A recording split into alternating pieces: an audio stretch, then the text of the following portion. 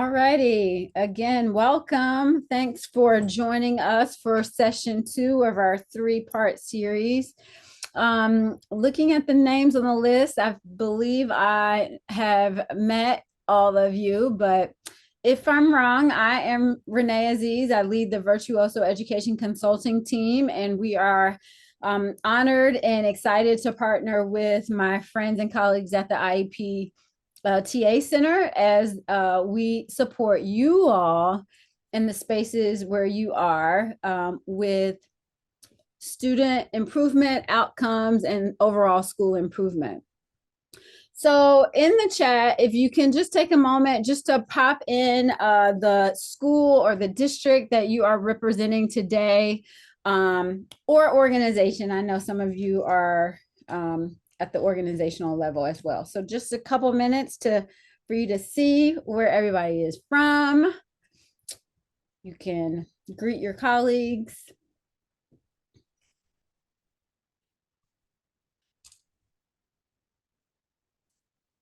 Welcome, welcome. Secondarily, I see some names on the list that weren't able to join us for session 1. Up north, we had some weather issues, and in Indianapolis, some people just had some scheduling conflicts. So if you weren't able to join us, in session 1, my hope for you is that you'll still find value in session 2, because I hear that a link was shared with you related to what we discussed in session 1, which I know probably was a long video to watch, but it was full of really important considerations for you and your teams as you do this work. So again, welcome. You should be seeing on your screen a QR code. If you scan that QR code, it will get you to our Padlet. We're using the exact same Padlet we use in session 1, so that's why it's still named January PD. So you can type in that Padlet link, or if you happen to have it saved, that'll still work for you, or just scan the QR code here.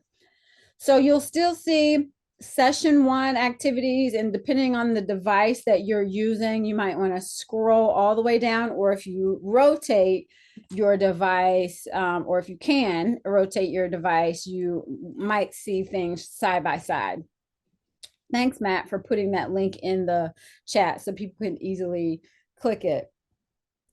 So session 2 activities are there. You'll see the slides I'll use today, a couple of graphic organizers associated with the tasks we'll talk about today, and then a video. With that said, those kind of logistics out of the way, just want to take a second to do some team connections. We had some that I thought were fun last time. But we'll just do another one. And this one, because we're virtual, you can just engage and write in the chat, right? So even if you're a team like the Kokomo team, you might be using like one single device or two. You can come up with a team answer if you would like, and just chat in that way. So I'm going to show you some cards. Your task is just to give me your response. I think I've done this activity with at least one group on here, so it's still meaningful, but here it is. So I have a hypothesis. That hypothesis is that I have these sets of cards, and if one of my cards has a vowel on one side, then I believe it should have an even number on the other side.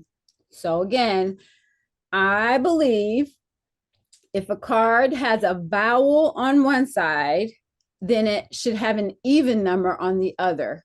So here are my cards, AD47. I want you to determine how many cards we should turn over in order to test my belief, my hypothesis.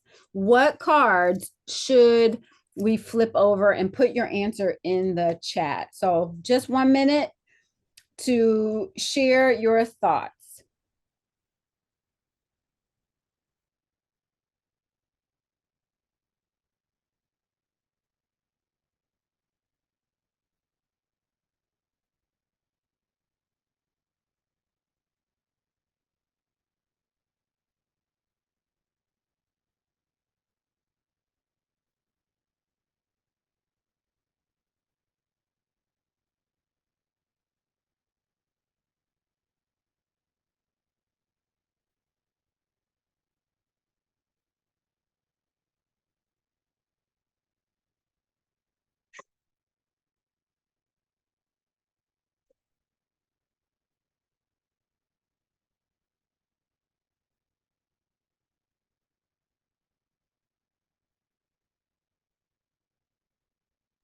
All right, we heard from the Elkhart and Kokomo teams. Anyone else?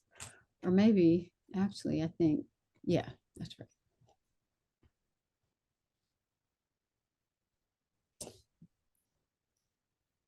All righty. Thank you for your answers.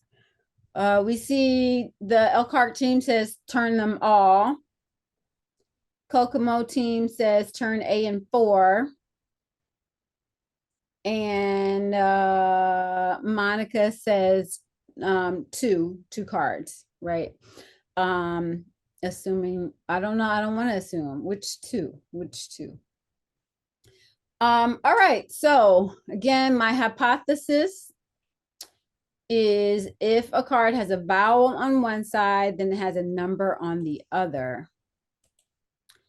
So here are the other sides of my card. So with that in mind, are you changing your answer or are you keeping it the same? Now that you see the other side, what card should I turn over?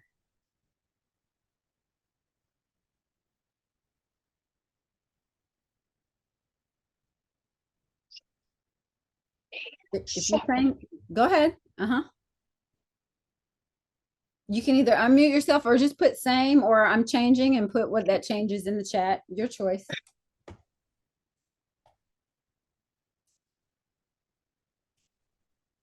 All of them. Kelly says, Kelly and team, all of them, not just two. All right, well, let's chat about it. So my hypothesis was about a vowel. I said, if my card has a vowel on one side, then it should have an even number on the other side. And remember, here are my cards. A had a 2, D had a 6, 4 had an E, 7 had an I. Hey, Barb, I see you. Okay. If we turn the A card, that supports our hypothesis, right? Because the hypothesis was about a vowel. We turned it, it had a number 2, which was an even card. Initially, the Kokomo team said we should also choose 4. Well, if we flip the 4, the vowel was consistent with the hypothesis because remember, it had an E on the other side, right? The 4 had an E on the other side. So again, supports our hypothesis. So if we were just to stop there and ask the question, is our hypothesis supported by turning A and 4? We could say yes. But as our Elkhart team suggested, we want to both confirm and maybe falsify our hypothesis. So let's move on. If we turn the 7 card, that 7 card had an I, and that falsified our hypothesis because that 7 card had an I. And we said if a card has a vowel on one side, it should have an even number on the other. And 7 is an odd number. So our hypothesis is falsified by turning the 7 card. And then Kelly changed and said, turn them all. I agree with the Elkhart team. But do we need to turn the D card? In an ideal world where we had unlimited resources and unlimited time, sure. But in your reality as school leaders, time is a 4-letter word. You never have enough of it. You have to be strategic about the questions you ask. the actions that you take. So think about that D as one of those critical moments. Do I need to do this? Is this going to support the overall goal that I have? In this case, to confirm or falsify a hypothesis. I didn't have a hypothesis about a consonant. My hypothesis was only about vowels. So I can get information by turning the D card and it has a 6 on it. But how is that helpful? Did I just waste resources turning the D card when I didn't need to? So turning the D card isn't helpful in this case because it is not specifically aligned to our initial hypothesis. Critical cards to turn are A for sure and 7 absolutely. My hypothesis was about a vowel. If I turn that card, it should have an even number. It did. But if I turn that 7 and it has a vowel, my theory goes out the window. So I have to turn A and 7. 4 is valuable information, but that's just confirming my belief, right?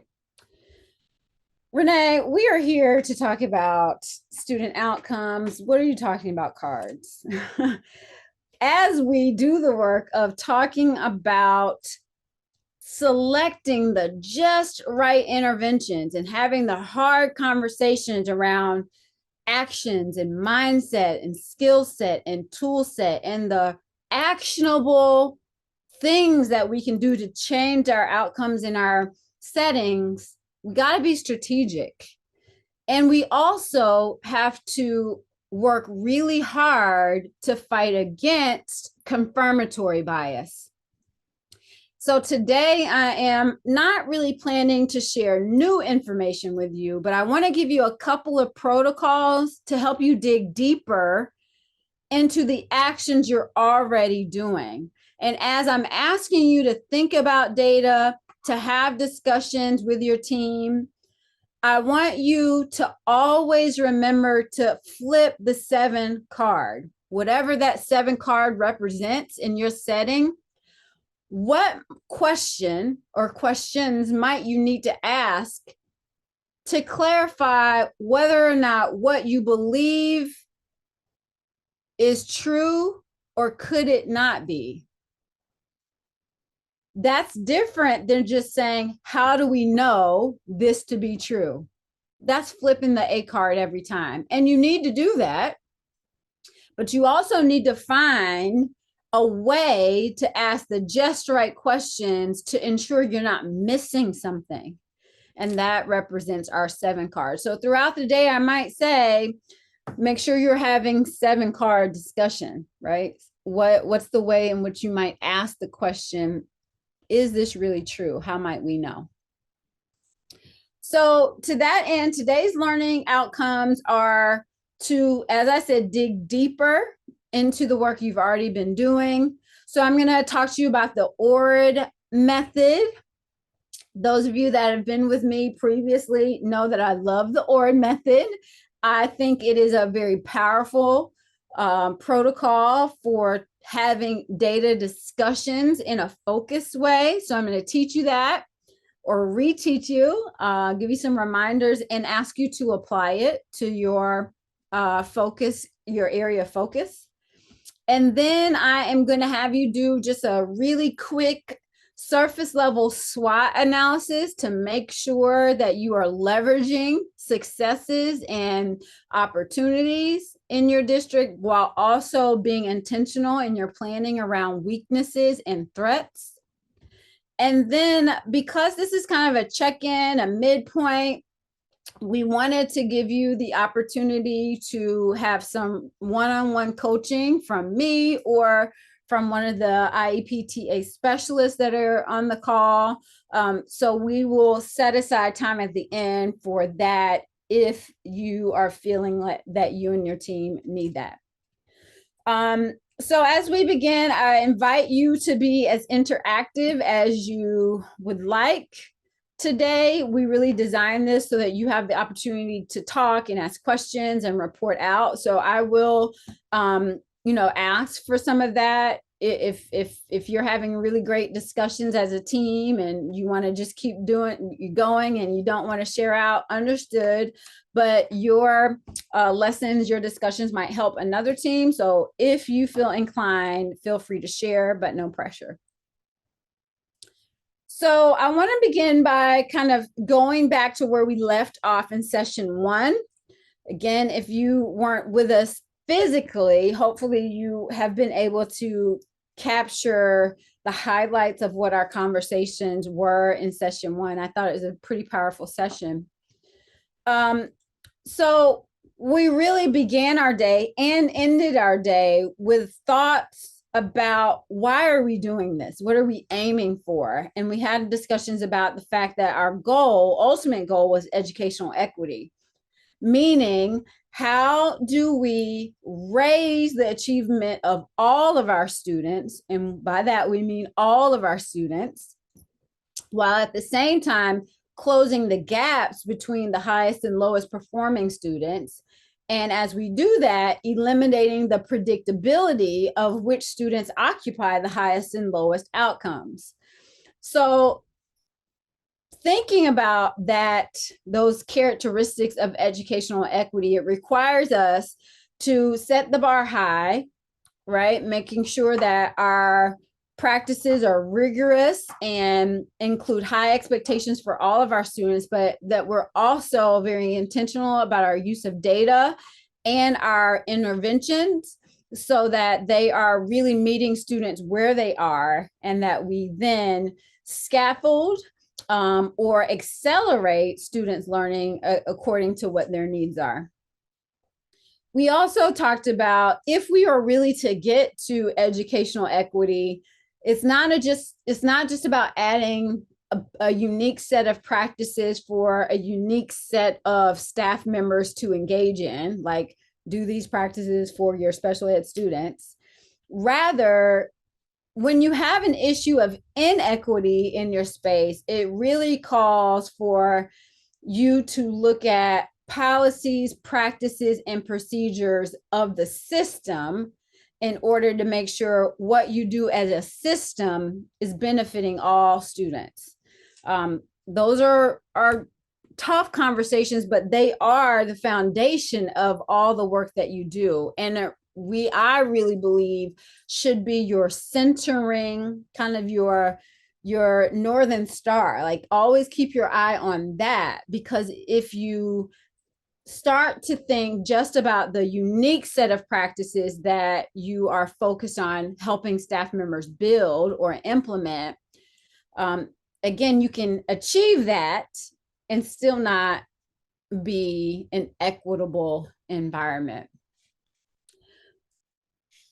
We also talked in session 1 about what we call success gaps. And we reviewed a document and had discussions about these 5 core areas.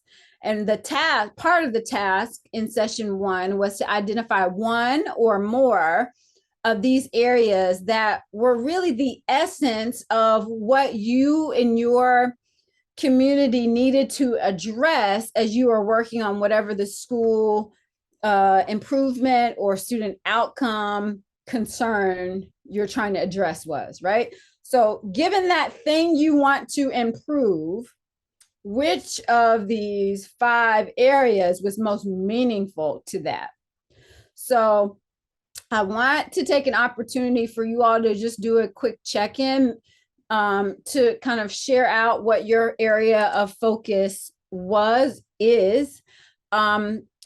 Because I also want this to be kind of an elevator speech for you, meaning I want you to be so clear about your area of focus, the practices that you seek to build related to that area of focus, and how you're measuring the impact of those practices. I want you to be able to fluently speak to that when you find folks might not have clarity around it. It's also a way for you to check do those things align, right? So I want you to, again, process where you left off in session one or what you've done in the interim. And think about the conversation we had where you were able to say, what is our overall mindset goal? What do we wish to achieve? What is our value? If we want to improve the percentage or increase the percentage of students who are successful on, let's say, English language arts state assessments, might that be a core instructional program area of focus that we need to tackle? If so, what are our core beliefs that we want to instill across all of our staff around core instruction, right? What behaviors do we expect to see associated with that value? And then how are we measuring those behaviors? So for whatever area of focus you selected at the end of session one, I want you to be able to report out fluently what identity processes and outcome statements you can make.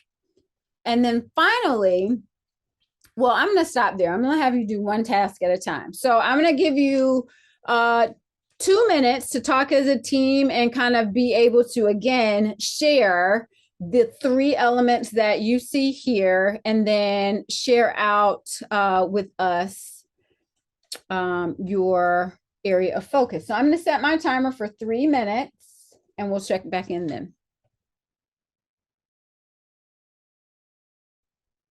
Renee? Hi. Yes. Hi. This is Tony in Elkhart. Hey, Tony. Today we have folks scattered across the district because we have an e-learning day and people have been doing lots of different things. Okay. So if we could, we'll hop off for 3 minutes and go to this morning's link for our morning meeting. Okay. And then we'll come back in 3 minutes. Is that okay? Perfect. That's a great compromise. Thanks for letting me know. Thank you. Yep.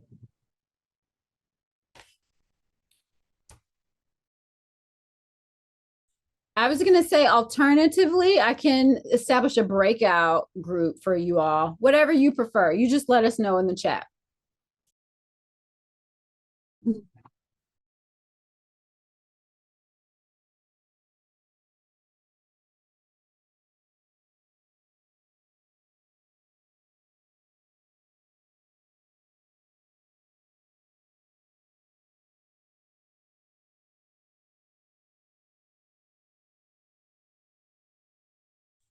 Sure thing. I'll do that. Uh-huh.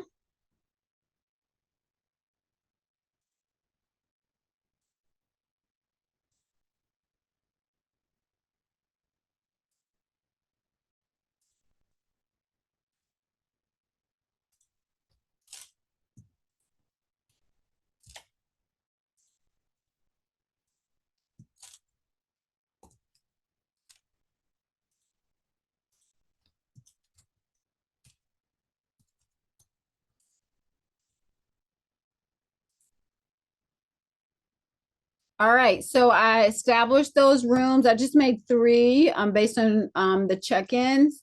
Use it if you like. I just made it for everybody. So Doolin, you can just assign yourself to the room.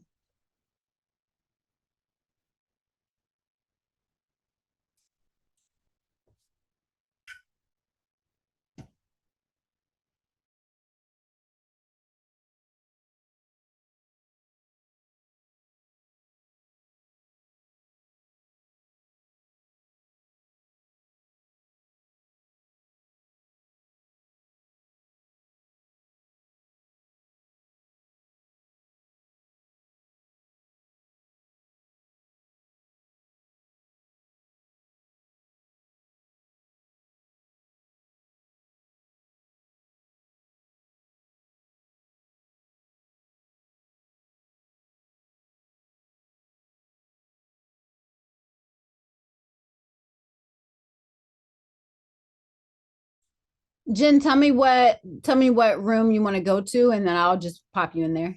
Doolin. Okay, no problem.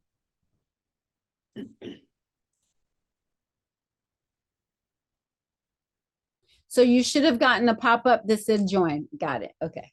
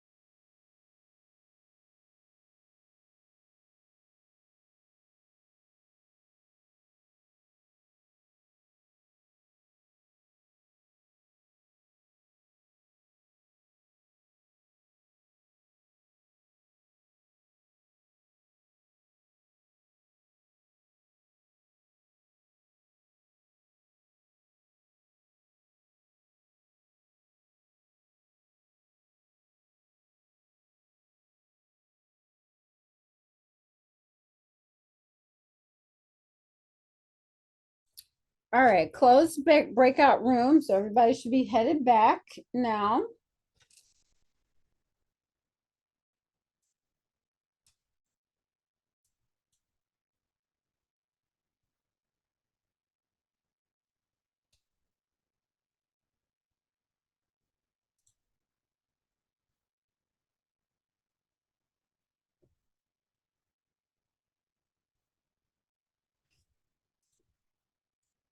All right, so who would like to share your area of focus, the behaviors or actions that you see associated with those behaviors, and how you are measuring those things or how you plan to measure them?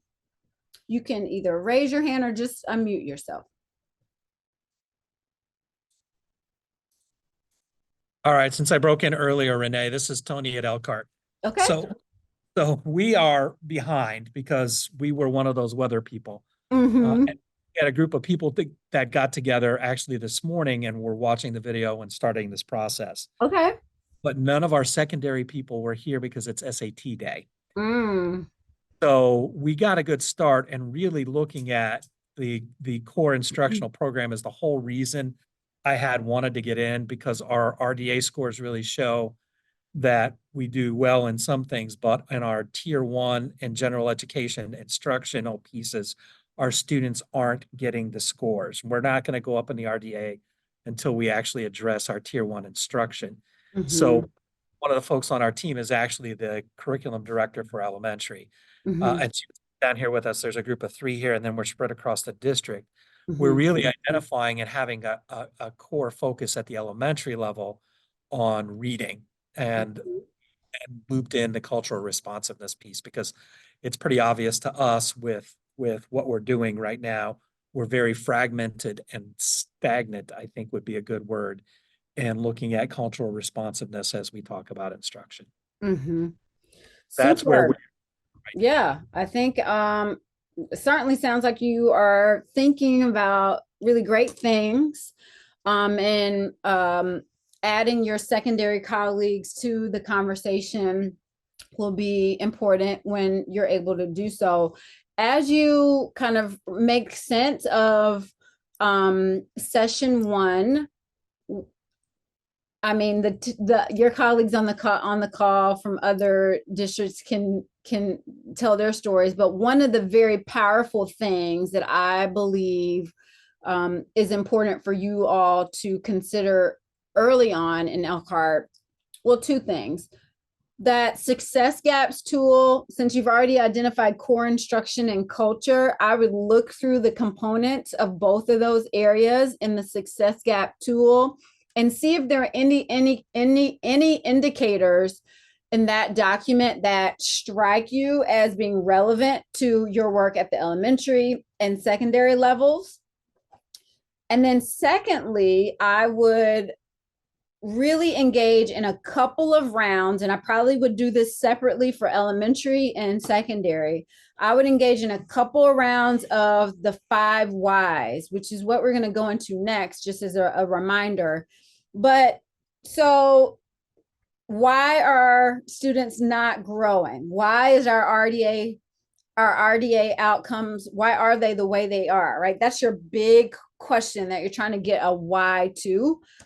And then when you go through the 5 whys as I describe in the session, what you're trying to get to is an actionable item, an actionable set of responses that you can intervene on, right? So instead of thinking about how do we shift an RDA score, it's about how are we more specifically addressing student skills that we know are deficits based on data, right? For example, so whatever you get to in that those last couple of rotations of why should really guide then what you're saying your initial work is. And if you focus on that, that'll lead you on the path to course correcting that big why that you have. So those would be 2 of my predominant things that I would want for you all in Elkhart to address in the next couple of weeks.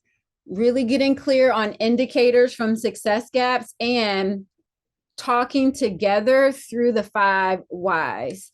So good. Happy to help you along the way if needed.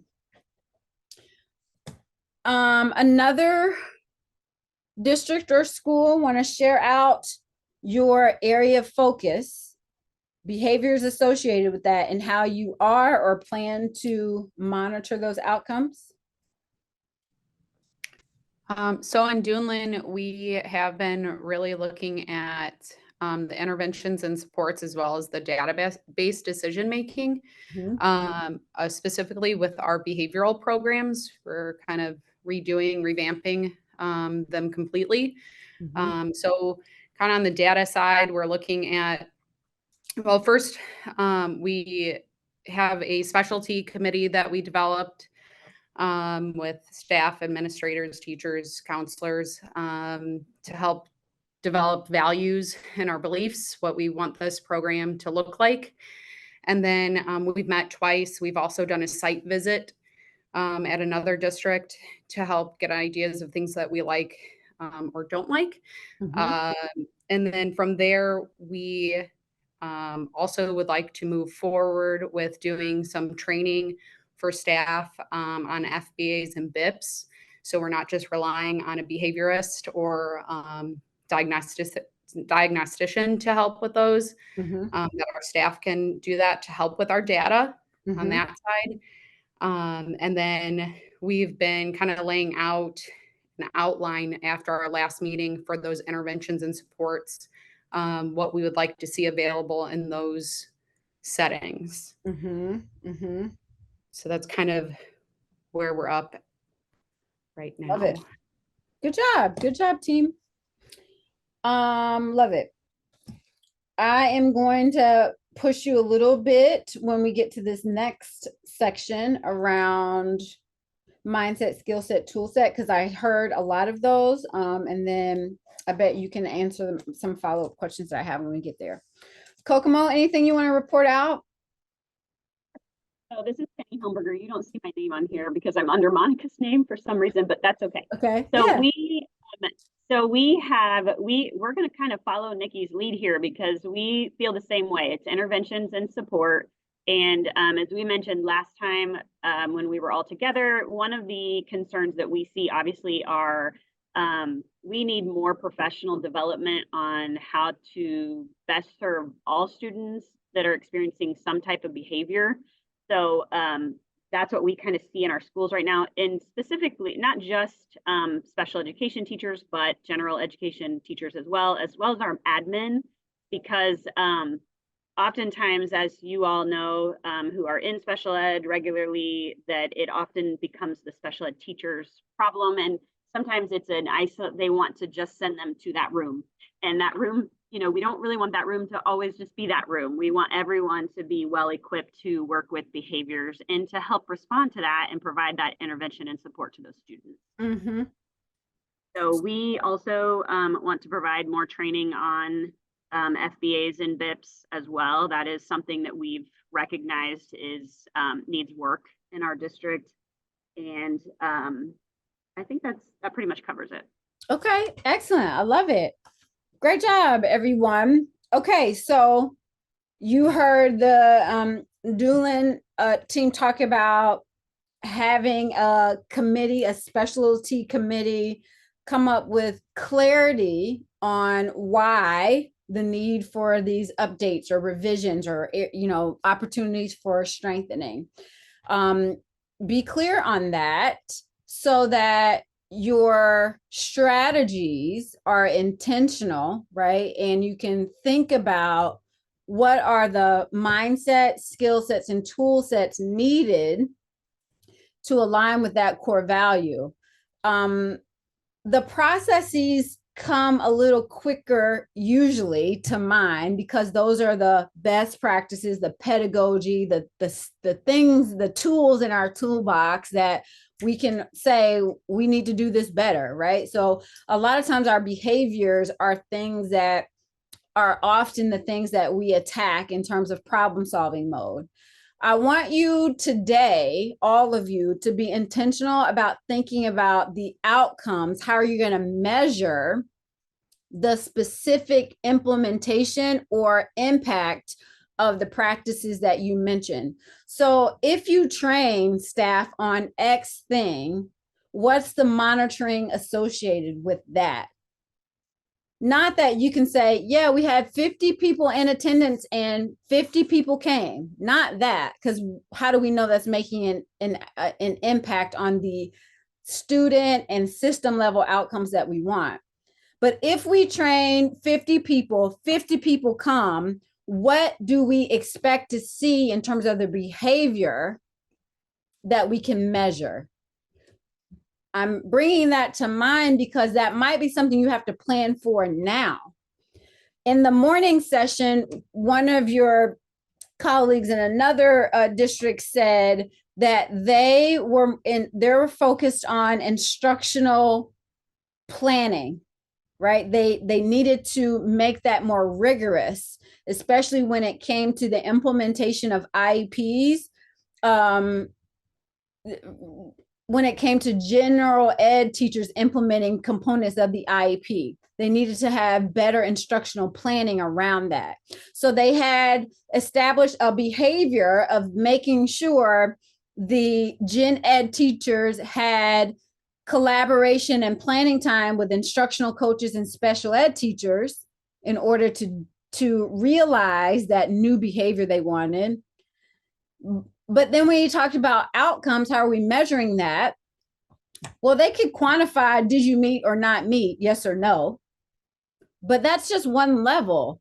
What we talked about was that, they were suggesting doing walkthroughs. Great. Well, then we probably need to have a rubric for those walkthroughs. What are the things we expect to see? And then how do we summarize that walkthrough data so that it informs next week's planning meetings? So again, as you are thinking about the actions and the associated trainings that you might do, think ahead to what you expect to see so that you can plan for how to measure that. That kind of brings us to the next conversation that was associated with session 1. We talked a lot about the actionable root causes, and you all articulated that well, that yeah, we have big picture outcomes that we want to achieve, but very specifically, we want to revise our behavior program. We want to revise the level or the quality of interventions and supports, right? That is something more actionable that we can address.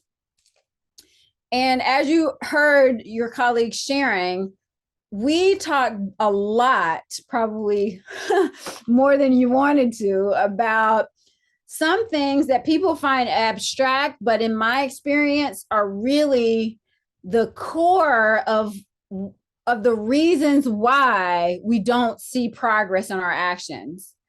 It's because we haven't focused on mindset, skill set, and tool set. So I love that the Newland team talked about having a committee be very clear about the values. What are our beliefs, our mindsets around what we think about behavior? So you might have a specialty committee come to that, right, and write that beautiful statement. But now what you have to think about is, what is the mindset required of the people we expect to help implement this new revised plan or these high quality interventions and supports? If we're already saying we need administrators or staff members to have better skill sets around data collection for FBAs and BIPs, that's where we're trying to improve their skill set. But what's the why behind that? How do we communicate to them why that's an important skill set to have in order to accomplish our area of focus? What is the mindset a person would need if they are going to engage in actions every day to support improved data collection or responses to behavior? First, I have to have the belief that one thing, for example, would be that I need to think about behavior similarly to how I think about academics. So it's not that it's a student that is just choosing to act up, right? How do I fluently teach the behavior I expect to see? How do I strategically and intentionally implement culturally responsive interventions to serve as replacement behaviors for that behavior? What is the replacement behavior that I want to see? That has to be the mindset. The mindset shouldn't be, how do I stop the behavior? Because that's then going to restrict the skills and the tools that I use. Instead, I have to really see behavior as something that I have to teach to fluency, just like I do reading or math. That's the mindset needed. So don't forget to have that conversation as part of the professional development that you already know you need to do. The tool sets that you've mentioned, better FBAs and BIPs, you've mentioned specific interventions and supports that you want to add to the menu of things. You might even add, I think Doolin probably mentioned, you don't always want teachers to have to go to the behavior interventionist or the diagnostician to do X, Y, and Z. Those are tools, right? Those are resources that people are utilizing in order to get clarity on behavior, right? So tool set, you might have a very robust tool set already. Most school districts do. You have all the things, as we talked about in session 1, a whole list of things. And then you say, well, why isn't this working? We have all the things. We purchased this, and that, and this, and that, right? You have all of those things. Could really be mindset and or skill set. Skill set is different than tool set. A skill set has to do with my knowledge and awareness of what tools I even need to use. Right? So if I have a student who's eloping, I can't treat that in the same way as I do a student who is inflicting self-harm. 2 different interventions, 2 different skill sets needed. So in addition to providing folks a menu of things to do, make sure that they have the skills to be able to read the issue that they're dealing with, reframe it as something they have the skill set to deal with, and then recast, meaning change their behavior and actually do it. So we talked a lot about mindset, skill set, and tool set. I think this is an ongoing conversation. So even as you have very quickly given your elevator speeches, I think another task for you is to pause and say, have we made sure that we have clarified the mindsets that are going to be needed and the degree to which they are currently in place or not, as well as the skill sets and tool sets, what's in place, what's not. So thinking about what are your strengths in all those regards and what things you might need to do to address the missing pieces that you and your team identify. Questions about that? Comments? Let me get to the chat.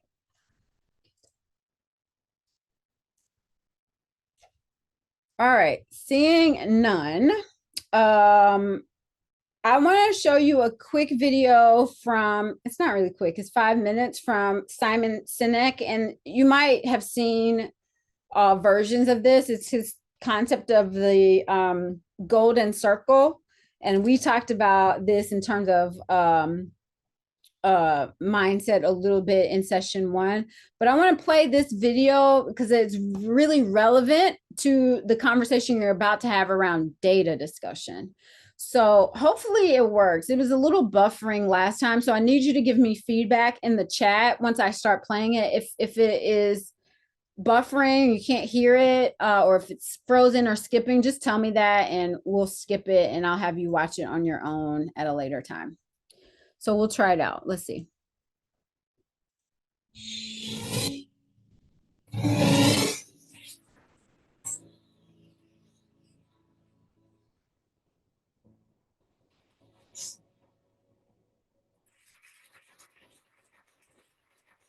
I call it the golden circle.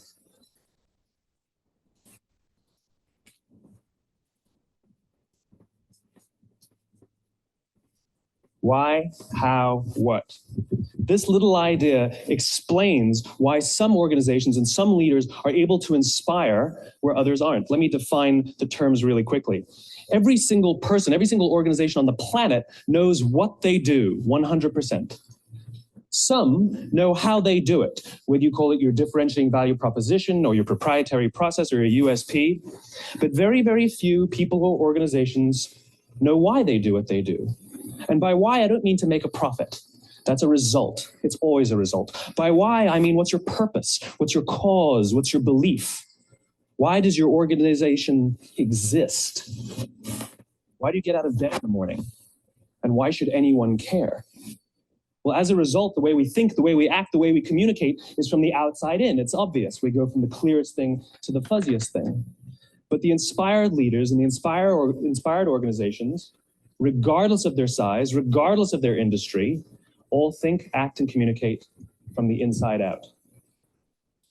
Let me give you an example. I use Apple because they're easy to understand and everybody gets it. If Apple were like everyone else, a marketing message from them might sound like this. We make great computers. They're beautifully designed, simple to use, and user-friendly. Want to buy one? Meh. And that's how most of us communicate. That's how most marketing is done. That's how most sales is done. And that's how most of us communicate interpersonally. We say what we do. We say how we're different or how we're better, and we expect some sort of behavior, a purchase, a vote, something like that. Here's our new law firm. We have the best lawyers with the biggest clients. We have, we always perform for our clients, do business with us. Here's our new car. It gets great gas mileage. It has, leather seats. Buy our car. But it's uninspiring. Here's how Apple actually communicates. Everything we do, we believe in challenging the status quo. We believe in thinking differently. The way we challenge the status quo is by making our products beautifully designed, simple to use, and user-friendly. We just happen to make great computers. Want to buy one? Totally different, right? You're ready to buy a computer from me. All I did was reverse the order of the information. What it proves to us is that people don't buy what you do, people buy why you do it. People don't buy what you do, they buy why you do it. This explains why every single person in this room is perfectly comfortable buying a computer from Apple. But we're also perfectly comfortable buying an MP3 player from Apple, or a phone from Apple, or a DVR from Apple. But as I said before, Apple's just a computer company. There's nothing that distinguishes them structurally from any of their competitors. Their competitors are all equally qualified to make all of these products. In fact, they tried. A few years ago, Gateway came out with flat screen TVs. They're eminently qualified to make flat screen TVs. They've been making flat screen monitors for years. Nobody bought one.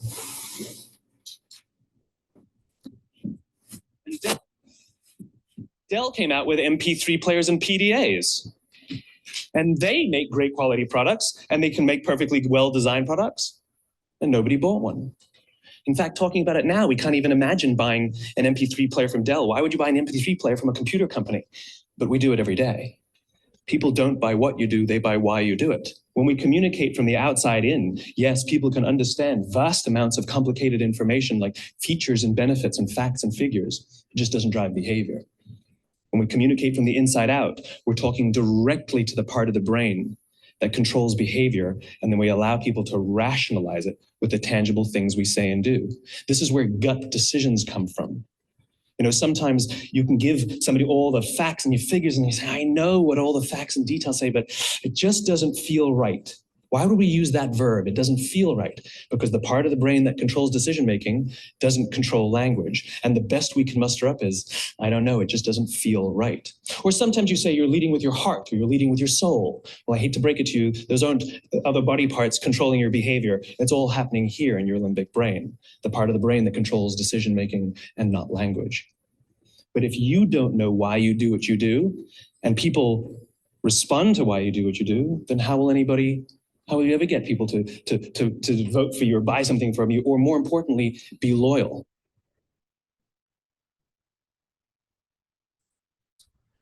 All right, so I'm going to give you a couple minutes to just process that. Sometimes I'm strategic in finding clips that really aren't about education, but can teach us a lesson. I think there are many lessons in this video. Specifically, he kept saying over and over again, what happens when we communicate from the outside in versus the inside out. That has a lot to do with our conversations about our mindset versus the tools or the things that we ask people to do. So I just want you to take a minute and process that in your own mind. And then I want a couple of folks to be brave and courageous enough to just share out what's the potential connection to what Simon is saying to the work we have to do related to improving student outcomes. So just a minute to formulate your thoughts in your head.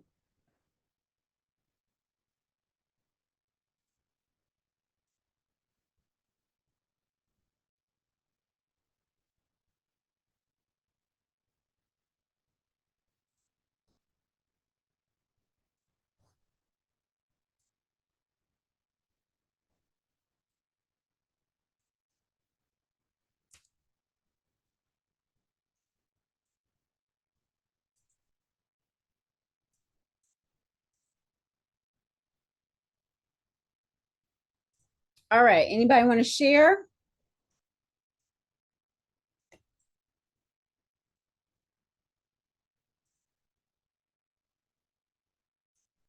Dr. Aziz, I had a thought. This is Ezra in Yeah. Dunland.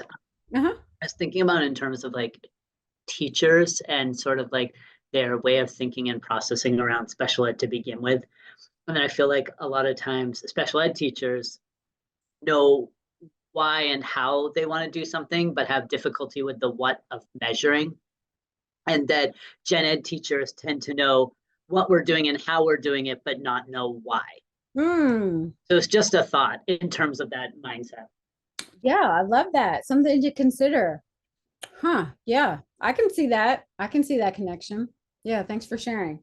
Other thoughts? There's not like a right and wrong here. I just, so yeah, whatever comes up.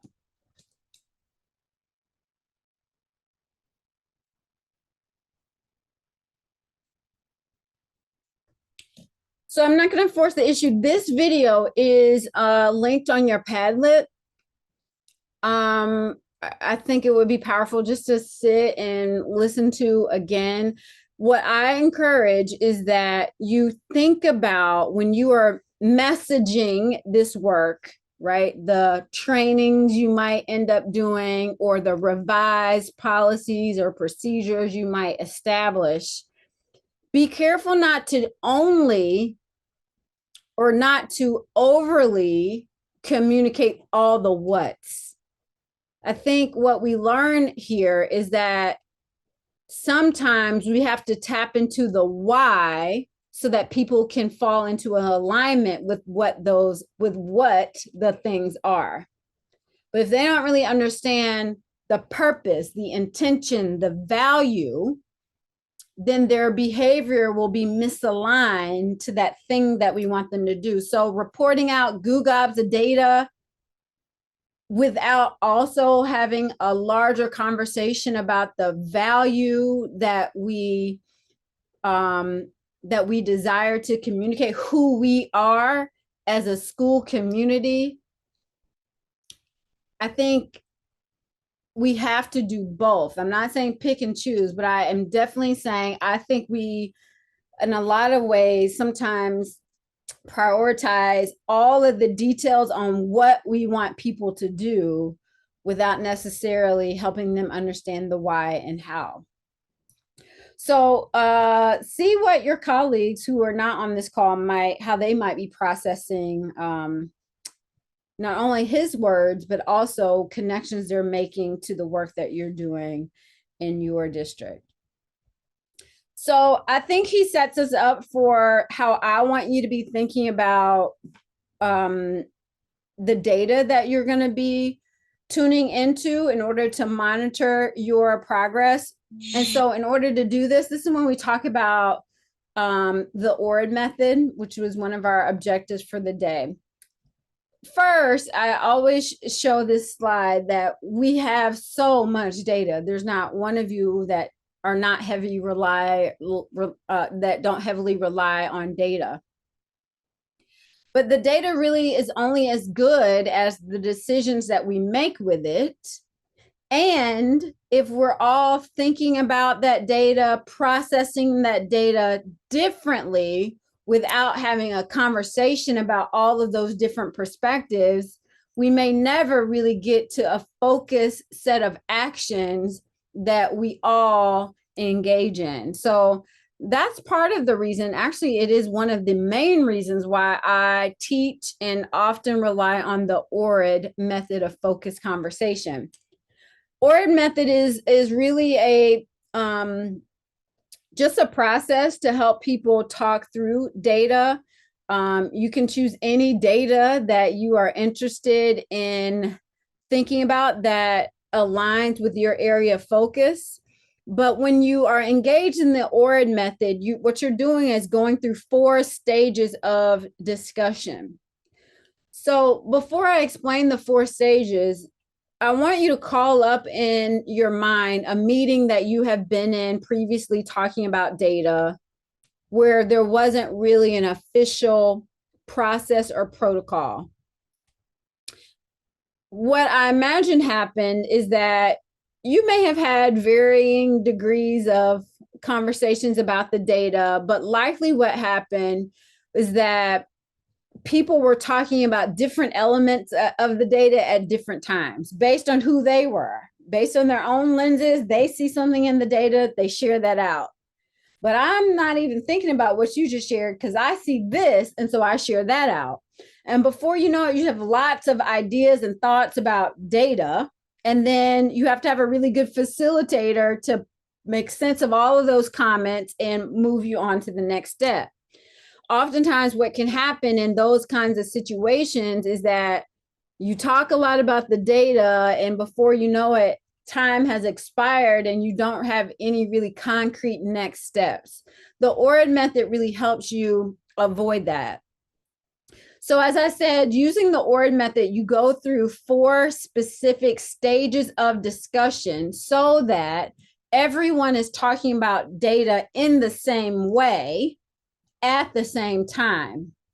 Not sharing the same thing, of course, because our unique perspectives are meaningful. But at the first level of the ORID method, what we're doing is talking objectively about the data. At the objective level, all we're doing is talking about factual information, not why I think the data is that way, not how it got that way, not how long it's been that way, not what we have done in the past about it. Just what does it say right now? What are the facts? Just the facts. And again, according to our lenses, we might share different facts. If I have a special ed lens, that might be what I notice. Or if I'm interested in gender differences, that might be what I notice. Or if I'm a 3rd grade teacher, I might hone in on 3rd grade data. It's still just the facts. What you want to do at this level is make sure that folks are sharing out those factual pieces of information that you can quantify, not these general anecdotal comments, but very specific things that are indicated in your data. You may be surprised that you assume that this is an easy task, but people have difficulty doing it and they just need to try again and reframe. So they'll say things like, students are not meeting expectations, or students are performing below grade level. Let's be more specific about that. What factual statements or what factual pieces of data back up that statement? So then you want to say 70% of 4th grade students are performing whatever the data would say, right? So you want to be that specific. You can also then highlight trends across and within and between different subgroups using factual statements, again, things you can quantify. what this does is lay it all on the line and clarify aspects of the data that people might have misnomers about or not be reading correctly. So in the ORID method, you want the bulk of your time actually to be on this level. Just get all the facts on the table. So if you are working on behavior, what do you know about behavior right now that makes you want or makes you know that this is an area that you need to focus on? What are the facts around that? Because if you're going to ask me to change, to do something different, what are the facts? How does that tie into our why?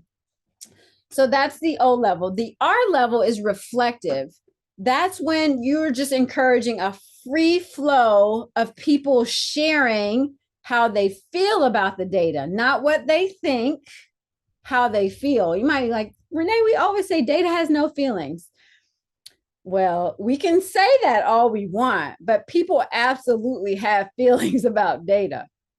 Imagine you're in a PD and you're presenting test scores, and I'm a teacher in one of the grade levels that's underperforming. I'm going to feel some kind of way, right? So think about, and somebody put in the chat, what might be a benefit of having people share their reflective thoughts about how they feel about the data that you're discussing? What's the benefit of having those kind of conversations, which typically we don't have? What's a benefit?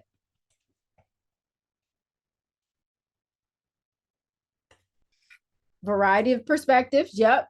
Mm-hmm.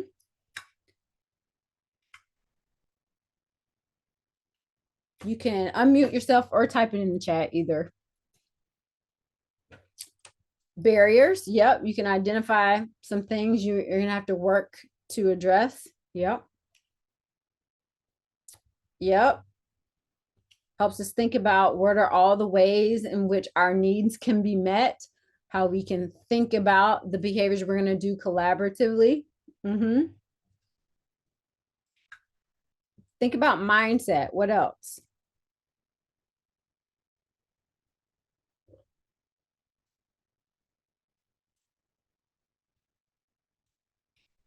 If I'm sharing how I feel, you'll get some perspective on any potential elephants that are in the room, right? What Monica described as barriers. So if I think, well, actually, yeah, our data is like that, but it's like that because, but you don't know that I'm thinking that, I can't fully engage in the things that you're asking me to do because I believe this is the factor, and you're not even addressing that factor. You have not turned that 7 card. So I really encourage people to be intentional about having people just share their feelings. What surprises them? What is encouraging to them? What's disappointing? What's misaligned from what they expected the data to be? Get all that feedback so that then you can ask more questions or collect additional data to help answer or dispel whatever comments you hear in that process. The third level is interpretive. This is when we start to do the putting it together. This is typically how people start. They start with all the, well, this pattern, and this is because X, Y, and Z. We usually start here without everyone even being on the same page about what it is we're looking at or thinking about, and without any knowledge of barriers. So at the interpretive level, we're trying to connect the dots. What are those systemic things that are impacting the data? What are the things that we need to consider addressing? I would also say at the interpretive level, this is a spot where we can say, what else do we need to know? We've talked about this data, but what about this thing that could really be impacting why the data is this way? At the interpretive level, you could also identify additional questions. that require additional sources of data that you need to gather. Here, you really want to be thinking about hypotheses, right, around actions that might be needed in order to address the data that you are reviewing. And so that leads you to that last step, which is decisional, which doesn't mean you have figured out all the problems in life in your district, but it is an opportunity for you to promote or propose the next best thing. We might not have the whole solution, but what's the next thing we can do? And how can we all commit to this next step action in terms of what it requires from us individually, the timeline, the resources that we need, all of those details. And how are we going to hold one another accountable for executing those next step tasks? Next step task could be go and gather more information, right? Go and observe, go and collect, right? Do research. It could be a million things, but you want to be specific and align to the data that you have discussed.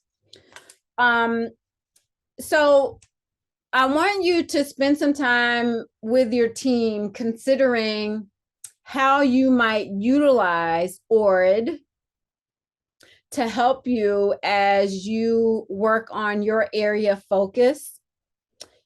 If you currently have already identified ways in which you're going to measure some of the things you spoke to, like for example, in Duneland and Kokomo, you're both working on behavior. If you already have some sources of data in mind to measure outcomes associated to the practices you're building, go ahead and start to talk about the data objectively. What do you know, right? How do you feel about it?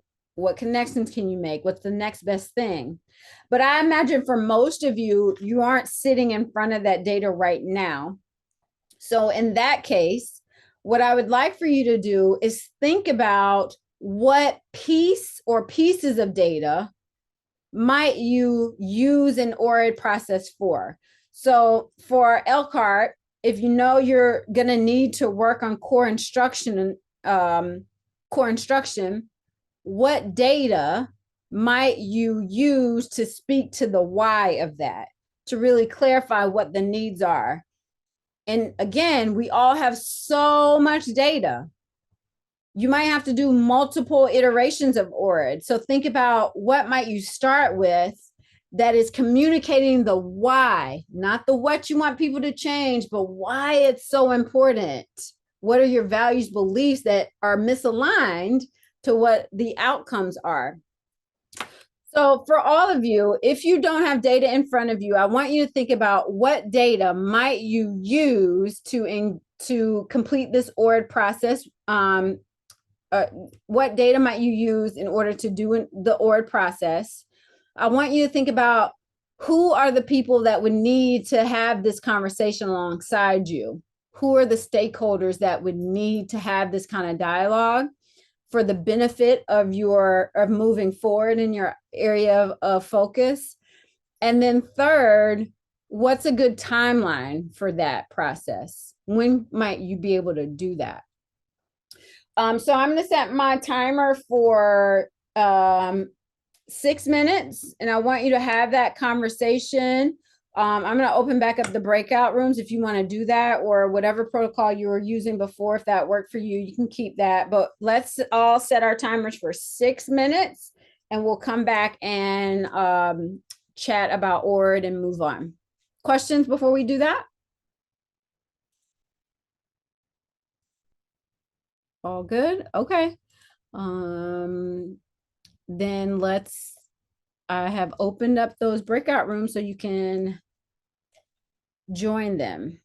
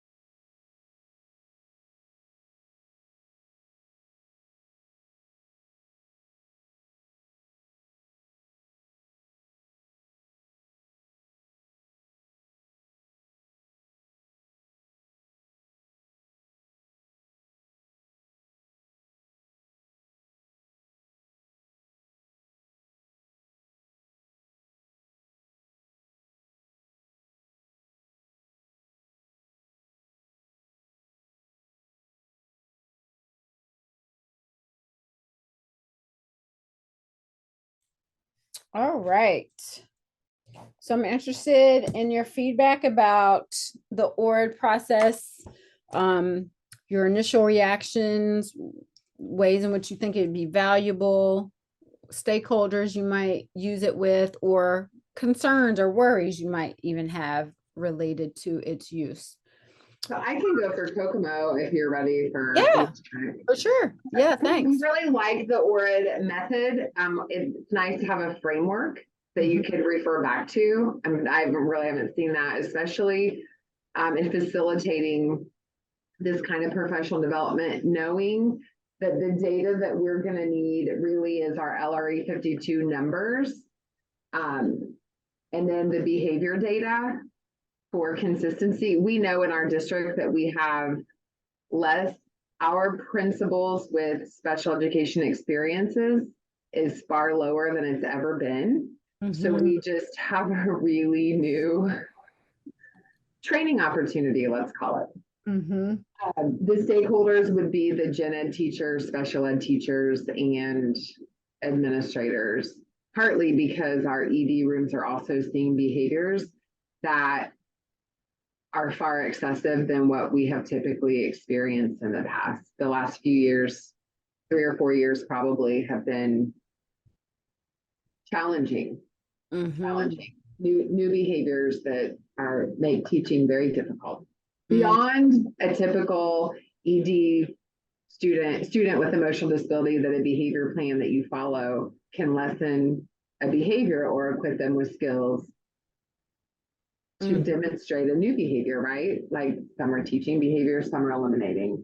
And then the timeline we kind of said was now until the end of time. Right. Forever, ever, and always. Forever.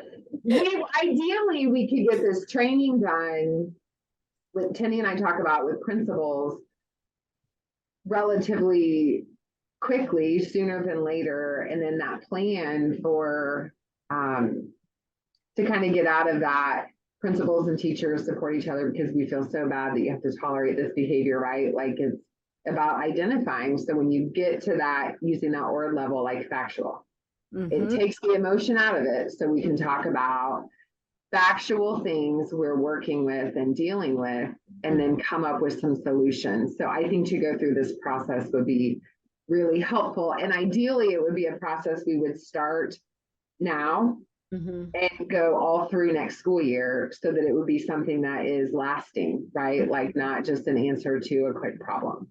Yes, yes. Well, in my experience, most people, thank you for sharing first, but in my experience, most people that that use or do find that it's an easy process for people to follow, and it just helps conversation flow. People know exactly what to expect, and they can move through each of the levels well. So I'm saying that to say most people do end up doing it consistently for a period of time. I wish I could say it was forever and ever and always, but what I find is that they use it as they are trying to remediate an issue, then that issue is less relevant, and then they stop those practices that help them get into a good place. So maybe that's preemptively encouraging you all not to do that. Just stick with the practices that are helping you improve to the degree possible. I love it. Yeah, great ideas. I remember us talking about the shift in your leadership and how there's a lot of skill building needed there. So yeah, I think this would be a really great step for folks to be clear on the data, but for you to understand kind of their perspective around the behavior that either they feel like is somebody else's problem, or they just don't have the skill set to respond to. And then that will present a whole nother line of potential actions for you and the team. Nice. Right. Thanks for sharing. Okay. You're welcome. Who else would like to share?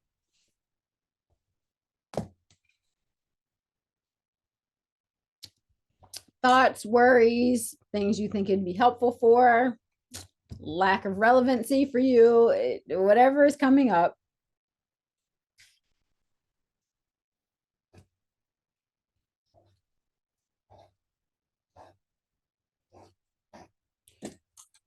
All right, I'm not going to force the issue. If you find that you need some support in thinking about how to really begin the process, who key stakeholders might need to be, what data you might want to start with, those are all things I'm happy to help you think through. So toward the end of our call or subsequent to that, just let me know that. So I didn't say, because I didn't think most of you had the data in front of you, but when you are ready, I mentioned that the protocol was up on the Padlet, but it's going to look similar to this. I kept the purposes on this screen, but on the blank document that is in your Padlet, the purpose isn't there. That's really for facilitators to articulate. But I use the process in two ways. Sometimes I have a shared document, like a Google document, where I'm asking everybody just to write down all the objective things that they see, like just a free flow of ideas. And so we're all typing that in at one time. And then we stop and process through those. You'll see some similarities and a lot of differences. And then for the rest of the 3 levels, I have a note taker just write down specifically the comments that people share. So that's how I use it often when it's a shared document. But I have to say, for the ORID process, my preference, and this is just Renee's preference based on, some decades of doing it. There's no right or wrong, but I really like having people have a physical copy of the protocol and saying 5 minutes, write down as many objective facts that you can identify in the data, right? They're just writing it down. And then for reflective, I do the same. Take 2 minutes to write down what comes up for you, right? And then after that 2 minutes or however many minutes you want to give, I'll just have a round robin. Nobody's responding. Everybody's just sharing around the table, around the room, just sharing out a reflective statement. So we hear them all. We feel them all. Because remember, this is a feeling section. And then interpretive usually requires more dialogue. So again, I have people write down their ideas first. And then I oftentimes use Post-its here. Give me a Post-it on an interpretation. And then I am reading those as the facilitator and kind of clustering them so that we have themes.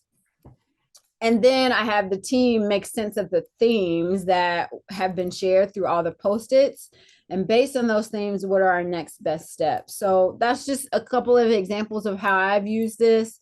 But what I wanted you to have walking away from today is just the tool, knowledge of how to apply the tool. And again, you'll have the actual one example of a protocol on your Padlet that you can use today if you wanted to. Again, as you think more about its use, let me know if you need additional support. I'm going to move us on to SWOT analysis.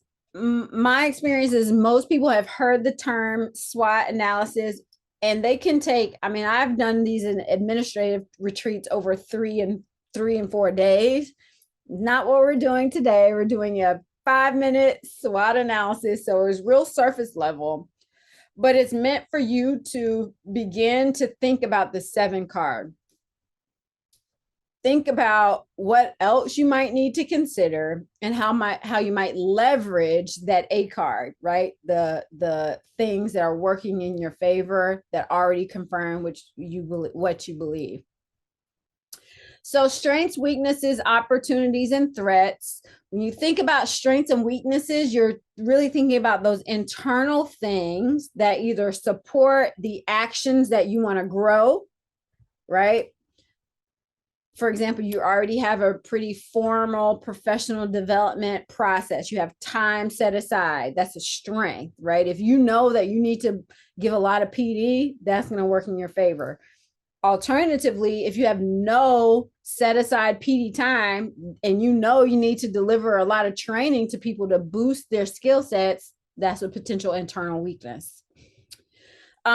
Opportunities and threats, think about those as outside of either a particular school or classroom. These might be things at the district level or in the community that can either support your efforts, right? Meaning there's someone with knowledge, just not in this building, about what we need to do. How do we leverage that opportunity? Or there's a whole kind of elephant level discussion going on in our community about how we have all these very severe behaviors. And what's going on in Kokomo with all these crazy behaviors, that's a threat, right? That is a conversation that is happening externally, potentially, that could be influencing how people think about what you're going to ask them to do.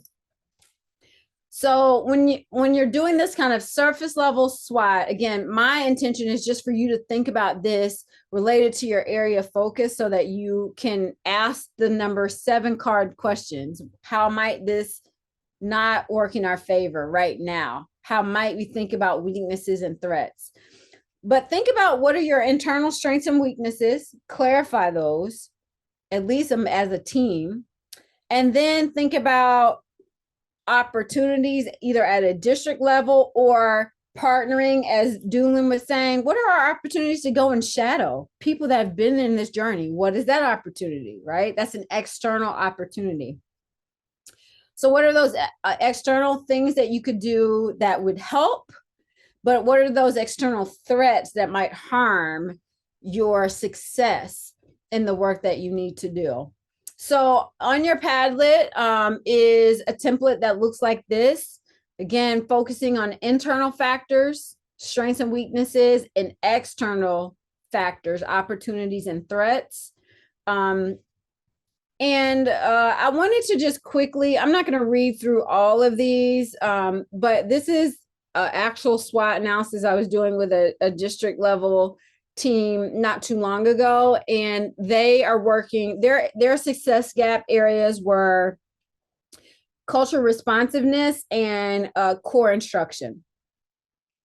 So internal factors, things that are going well, that are working in their favor as they begin this work, they've already started thinking about redesigning the curriculum so that it more intentionally meets the needs of all students in a culturally responsive way. They know they've had discussions about this for a long time. They've already started having conversations across the district about this and even exploring options for what are some things they need to consider, have on their checklist as things that they desire, right? Values that are going to align to their redesign. Also, again, I won't read all of these, but also something they identified as a strength as a district team was that many policies have been developed with through a lens of inclusivity and cultural responsiveness already, right? So as they've had to update things, they've been intentional about making sure that that was the value through which these updates were made. Those are all strengths. Those things are going to work in their favor as they continue to identify sets of practices that they want staff at a building level to engage in consistently. The fact they've already been having those conversations work in their favor. But in terms of weaknesses, they were really struggling with this mindset of what is the balance? Is it even possible to have a balance between making sure we're doing what all students need versus infringing on the beliefs of others? And I actually had them work through this question some in a reflective way, right? Tell me about what feelings are coming up as you think about that statement, because for me, what is the data? How, in what ways what would the data say if we were doing things that benefited all students and at the same time they were infringing on the beliefs of others? How? What would that look like? What data would tell us that? And I'm giving that example because a lot of times that's a reflective, emotional statement that potentially doesn't have data to support it. That's an internal feeling we need to work through, a mindset thing that we need to work through. Sometimes we can have data around it. In this case, I asked them to think about it. Let's come back to it. But what would that look like? It sounds like a weakness, but how do we know that? And so sometimes you'll find this in your own SWOT analysis. Sometimes we say things and then we need to look for the data that supports that, right? Another thing is that they knew that some of their staff, based on the historical things that they had done with beginning new things or having a new area of focus across the years, that they expected some of their staff to be like, I'm not doing that. Like, it'll go away, because they have started and stopped so many times when it came to revising curriculum that people don't feel like they really have to invest in it. It'll go away. This was a very autonomous district. It is a very autonomous district. People really are closed behind that closed door. They do what they need to do for their classroom, and nobody really checks that. So that's a potential weakness. From an external perspective, they actually have some really good connections with other school districts that are surrounding them, that have begun the work, that are a little further from them. So similar to Duneland, they have people they can talk to that have been there before, that are still going that way, that they can observe, that they can talk to. And so that's a real opportunity to release some of the fear, or at least have conversations about some of the fear and continue to move, but also have some guidance about what not to do, like what might be a misstep since someone else has been down that road. In terms of threats, things external that can really impact the success of revising a curriculum in a way that speaks to inclusivity, cultural responsiveness. Of course, political climate, like in everybody's community, like some people are not going to be for that, and then they'll show up in your board meetings and all the things, right? That's a real threat that you have to think about. So I don't think that anyone to date that I've observed has had a foolproof solution to that, right? But what I have observed is the intentionality of the messaging to the community. If you are not purposeful about how you are communicating what you are doing, then people can tell all the stories about what you're doing that may not be accurate. So you get a sense of kind of, again, I just want you to talk about surface level things, internal and external things that you might leverage, but also you need to plan for how you might address. So you can use the template that's in the Padlet to talk about this as a group, or just in general. If you can start to just think of, you won't finish this process with the time we have now, but if you could just think of like one thing for each of these boxes, I think that gives you good practice, that then you'll be able to reflect on if you have questions that I can answer for you while we are together this afternoon. So I'm going to give you just 5 minutes to think about this task. Again, just try to do one bullet. If you can get to more, great. But just think about surface level SWOT analysis for me for the next 5 minutes. Let's see here. I'll do your breakout rooms. I think folks are using that. So here you go.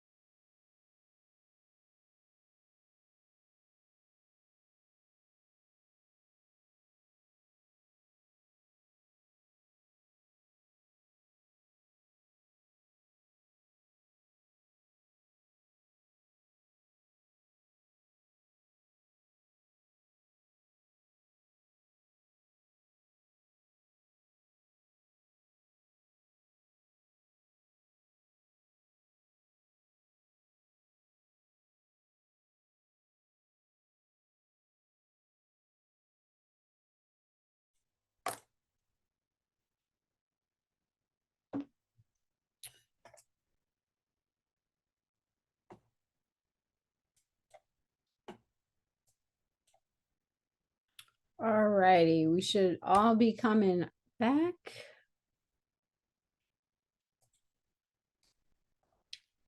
Let's make sure everybody's back.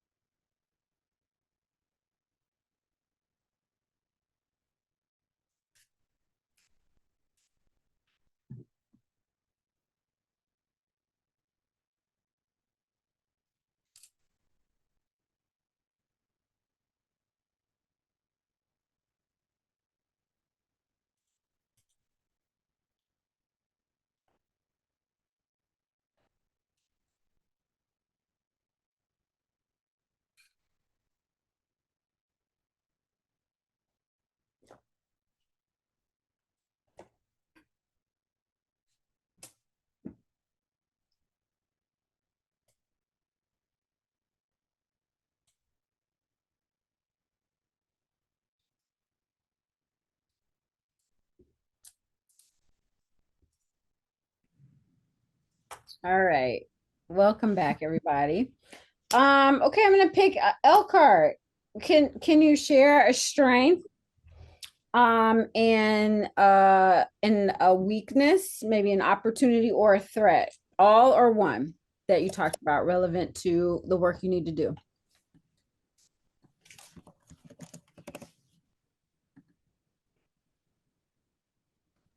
They're probably in that separate that separate group, maybe. Okay, so let's do Doolin because I see your faces. Sorry, Yeah, Renee, say that. Oh, go ahead, Doolin. Sorry. Oh, so we put part of like moving towards inclusive practices was a strength. Like we're moving our kids back into their home schools for grades 5 through 8. Good. Sure. Love it. That's a huge strength. Is that specifically around behavior? That's part of our behavioral and as well as our applied skills programs. Good. Super. Definitely agree. Strength. Okay, Elkhart. Okay, sorry. We said, because our focus was core instruction, and we said that one of our strengths was the fact that, I mean, collectively, we do have staff across the district that are dedicated to our students. They want them to grow, they want to help them. And so so that's good that we have that buy-in with teachers. Yep. Absolutely. And you have to leverage that heart, right? That passion, that heart when you're suggesting areas of or opportunities for improvement. Great. Yes. Okay, Kokomo, strength, weakness, opportunity, or threat.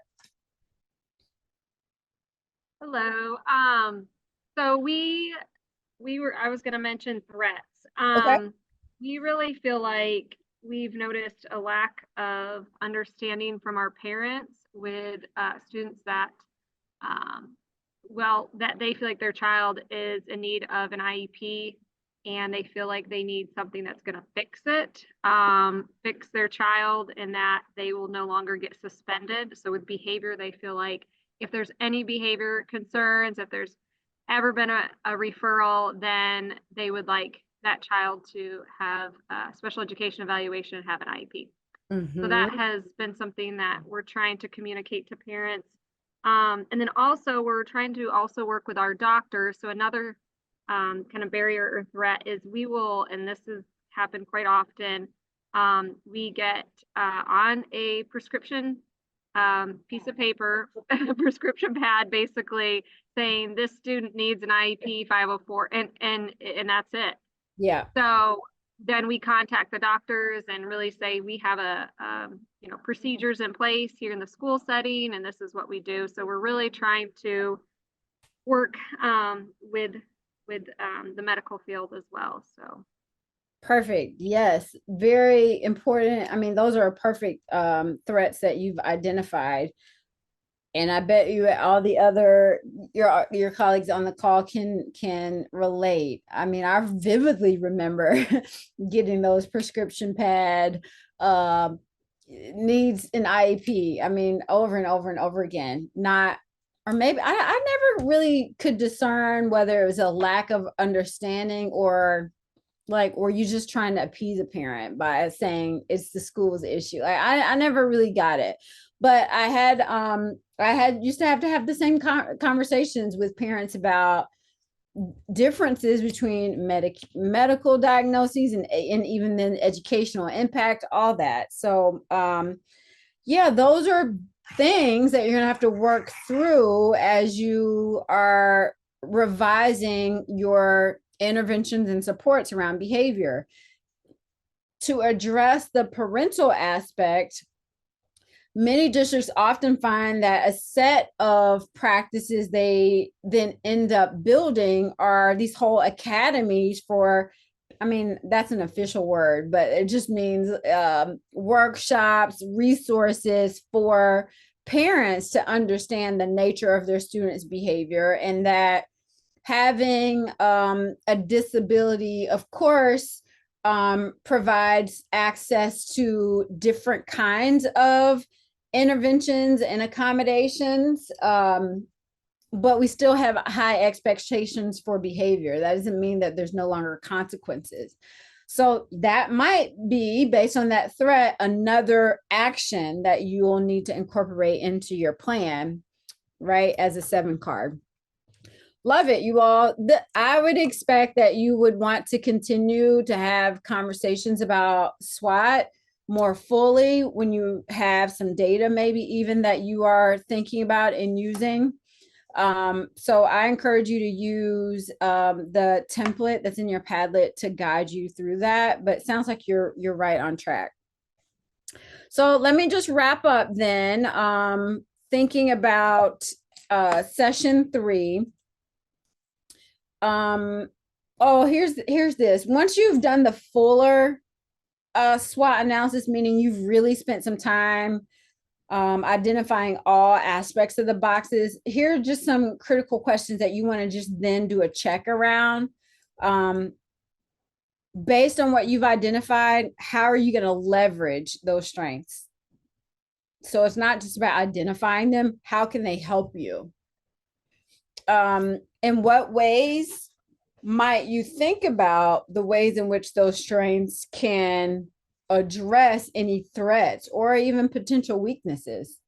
So just kind of having conversations to guide you through the what now is what you see here. Again, you'll do this once you have spent a little more time on the analysis itself.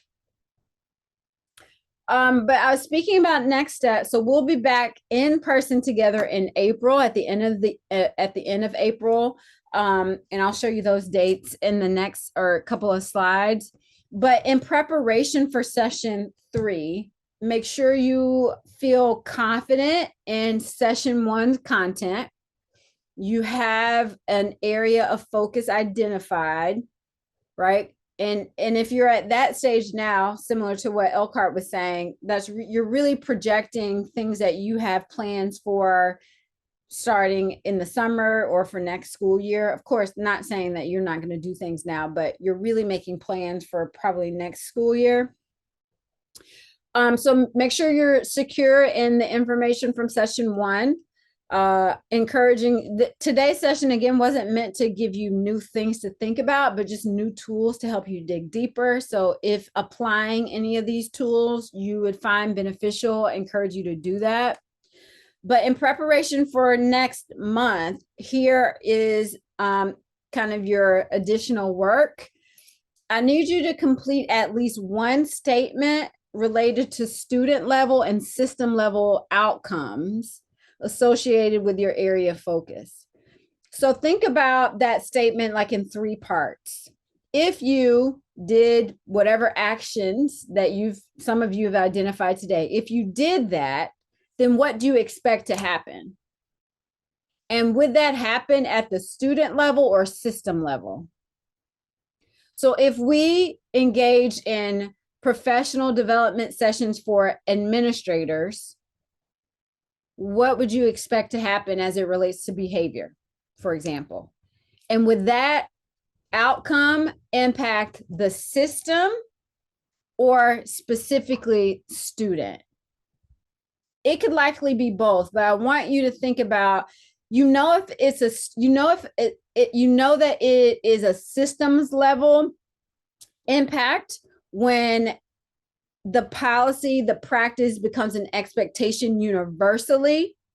It's a student level impact when the decisions you can make about the needs of that student are more specifically, tangibly identified. Like to Doolin's example of doing PD to teach gen ed teachers how to do an FBA in a bit, right? That's of course a systems level thing. But if you did that training, they gathered those skills, implemented it, that's really going to be a student level impact.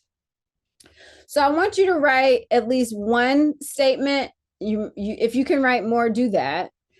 But based on your proposed actions, your areas of focus, what's one student level and one systems level outcome that you hope to see as a result of your work? And then based on those statements, identify what actions, resources you'll need in order for those things to be successful. And then how are you going to measure that level of impact and monitor the progress? So I'm gonna open up for questions. Are there questions about this task, the statements that I would like you to write? This is gonna be the start of our PD session next month. So I want to make sure people are clear about the ask. All good? All right. Great. So we will be in person in Maryville on the 29th and in Indy on the 30th. Again, our focus is going to be on big picture, systems level and student level outcomes, and how we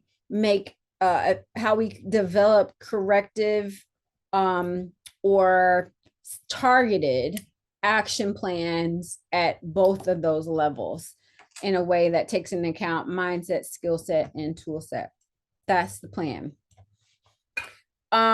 So two things before there can be some variation in what you do next. First, I would like for everyone to leave feedback. Thank you to those of you that were with us in the session one. Your feedback was very helpful. Please be as transparent as you were the last time as it relates to this session. So here's that link. I bet you someone will put it in the chat as well if one of the TA folks can do it. Thank you, Rosalind. So please complete that feedback link. And then at this time, because we wanted you to also have the opportunity to ask specific questions around your plan, I'm going to kind of end my part of the session today. And if you would like some individual conversations about your work in your district, then we can either stay in the big group or pop into a breakout room to talk about your plan specifically. Or if you wanted some feedback from one of the TA specialists on the call, we could do that as well. So any questions that would be helpful for the good of us all before we talk about your specific needs? If so, just unmute yourself and you can make that comment or ask the question.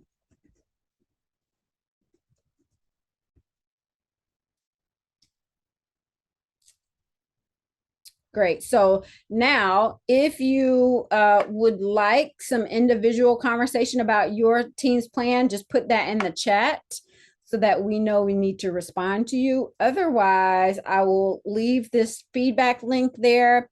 And if you don't need any specific feedback, you feel like you are clear on your next steps, then you can log off and have a good rest of your afternoon and do all those little last minute things you need to do. Thank you for joining me, and I can't wait to see you in person in April.